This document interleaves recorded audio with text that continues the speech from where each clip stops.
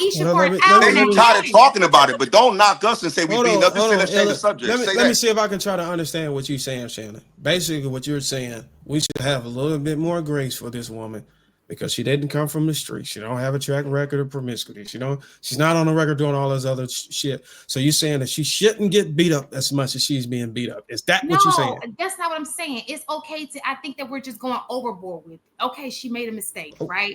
It's okay to point out. So you're saying we're going overboard. What was the overboard statement? Hold on, hang on real quick. Look, it was just my opinion. Let's just confirm what I'm saying. Are you saying that? Hold on. Are you saying that people are going overboard with the criticism of this woman based off of her record? She have like no blemishes on her track record right now, and you're saying that everybody's going overboard with the criticism. Is that what you're saying? What I'm saying is nobody is perfect. Right? It's just her flaw. We can all sit here. Okay, well, try to understand. Handled differently, right? Got it. So try to understand this. And I'm gonna use the military as an example because I'm not saying we shouldn't judge her. That's not what I said. I didn't say we. That's not where I was going. What I was trying. That's not what I said. Well, sound like it. Well, this is what I heard. Well, I'm telling you now in clarity, that's not what try to understand. We told you what we said, but you still is unclear about it. So obviously, we both need clarity. Try to understand it this way: the less blemishes you have on you, the more perfection that you try to reach, the more great you are. Whenever you actually do something fucked up, the worse it is. So, if I draw the parallel between how I was in the military, if you're a private and you go out and get a DUI or some shit. Yeah, you're gonna get in trouble. You probably get extra duty. You probably get paid doctor, something like that. But if you are a captain, somebody that is in a leadership position that goes out and do that, they probably kick your ass out of the military with dishonorable discharge. So there's higher consequences for how, how we put her on a pedestal. We put people on this pedestal of greatness. Whenever they actually do something detrimental, it's even worse than somebody who we kind of expected from. You get what I'm saying? So that's why the criticism is overboard. And what this woman is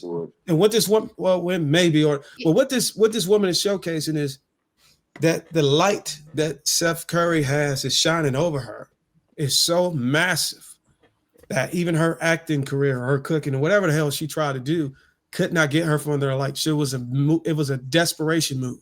So the only way to get some type of attention or seem autonomous in this situation is to appear like she was unbecoming of a wife. It was just a desperation move. Okay, now you see me. If I talk about how this marriage has fucked my life up because of all of the people that's listening in the audience, they get a dopamine hit from relationship failure and toxic shit. Now she found a way out to be able to feel heard. So she leveraged that. She leveraged what the algorithm pushes so she can feel like, okay, now I am Aisha Curry. This is the degree I have to go to be able to stand away from this dude. That's what I see. And what I will say to the thing about why people care about what another man's done, it's not just another man. This man is responsible for generations to come that look to him as inspiration. It's a lot of men that look at his union as a replica of something that they want to achieve. You got to understand the responsibility that come with when you're a public figure who you got people practicing fucking how to shoot, like little kids, training little kids how to shoot like you, jump like you, how to talk like you, walk like you. You got to understand the responsibility that comes with when people are trying to be a replica of you. So that's a charge that you have to take on.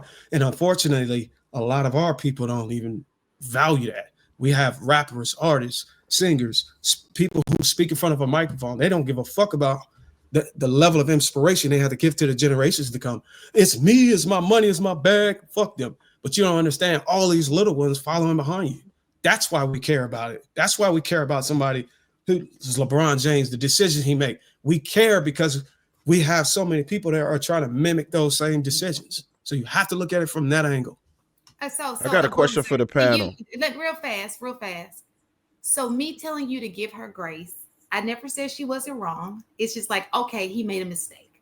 Can we just move? And hopefully she doesn't make it again. Is that fair to say that to anybody? If anybody makes a mistake, right? It's not her first time doing this. She did this like a year or two ago. So this isn't her first time doing this. But people don't be listening. So I guess for me, I didn't get the same thing out the end. As looking at it, I looked at it from a different perspective. I didn't get it the same way you guys got it. I maybe that's what it is.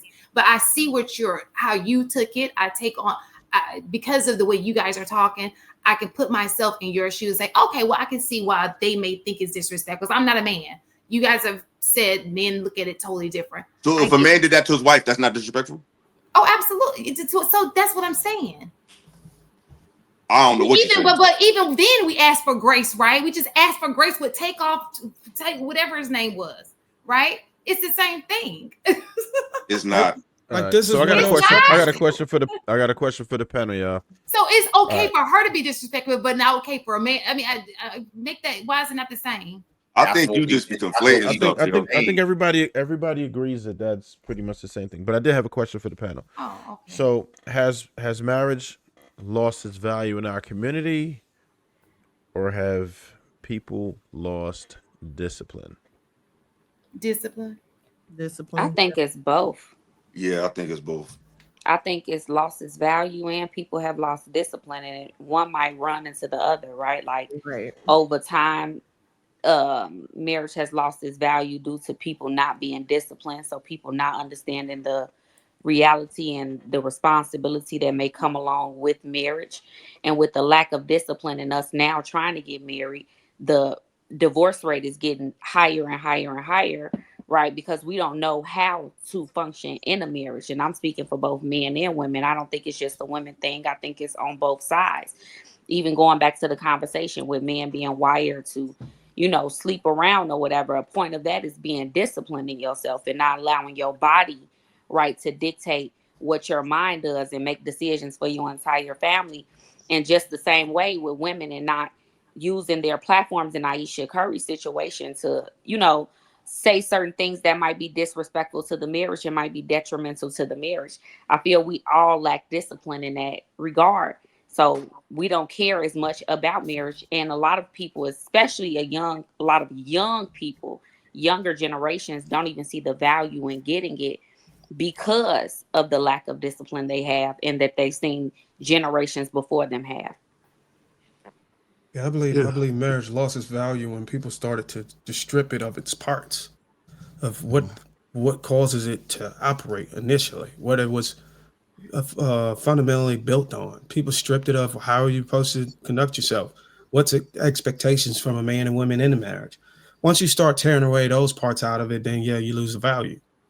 It becomes unusable.